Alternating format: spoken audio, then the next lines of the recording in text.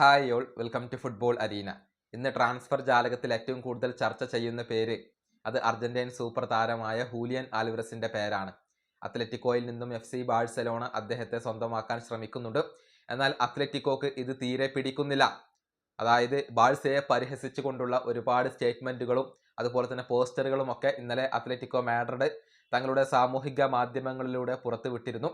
അതായത് ഹൂലിയനെ കുറിച്ച് ഒരുപാട് കിംവദന്തികളാണ് അഥവാ ഊഹാപോഹങ്ങളാണ്, ഫേക്ക് ന്യൂസുകളാണ് പ്രചരിക്കുന്നത്. ഇതിനെല്ലാം പിറകിൽ ബാഴ്സയാണ് എന്നൊക്കെയാണ് അത്ലറ്റിക്കോ ആരോപിച്ചിരുന്നത്. ഏതായാലും അതവിടെ നിൽക്കട്ടെ. FC ബാഴ്സലോണ ഹൂലിയന് വേണ്ടി രണ്ടാമത്തെ ഓഫർ നൽകിയിരുന്നു. 100 മില്യൺ യൂറോയുടെ ഒരു ഓഫർ ആയിരുന്നു നൽകിയിരുന്നത്. എന്നാൽ അത് അത്ലറ്റിക്കോ മാഡ്രിഡ് നിരസിച്ചു എന്നാണ് മാധ്യമ പ്രവർത്തകർ എല്ലാവരും പറയുന്നത്.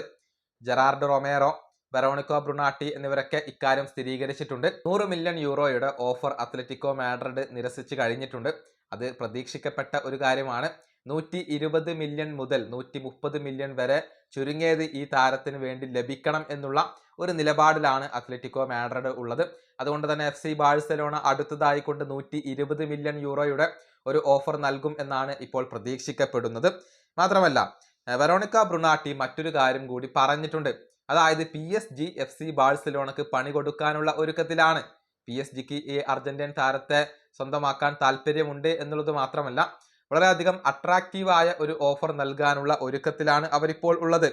അതായത് 120 മില്യൺ യൂറോയും കൂടാതെ 2 താരങ്ങളെയും ഇപ്പോൾ വാഗ്ദാനം ചെയ്യാനുള്ള ഒരുക്കത്തിലാണ് PSG ഉള്ളത്. ഹൂലിയൻ ആൽവറസിന് വേണ്ടി 120 മില്യൺ യൂറോ നൽകും. കൂടാതെ തങ്ങളുടെ 2 താരങ്ങളെ കൂടി കൈമാറാൻ PSG ഒരുക്കമാണ്.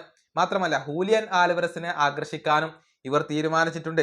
22 മില്യൺ യൂറോയാണ് സാലറി ആയിക്കൊണ്ട് അവർ വാഗ്ദാനം ചെയ്യുന്നത്. അഥവാ ഡംബലെ കൈപ്പറ്റുന്ന അതേ സാലറി നൽകാം എന്ന് ഇപ്പോൾ ഹൂലിയൻ ആൽവറസിനോട് PSG പറഞ്ഞിട്ടുണ്ട്. അങ്ങനെ ഏത് വിധേനയും ഈ താരത്തെ കൊണ്ടുവരാനുള്ള ഒരുക്കത്തിലാണ് PSG ഉള്ളത്.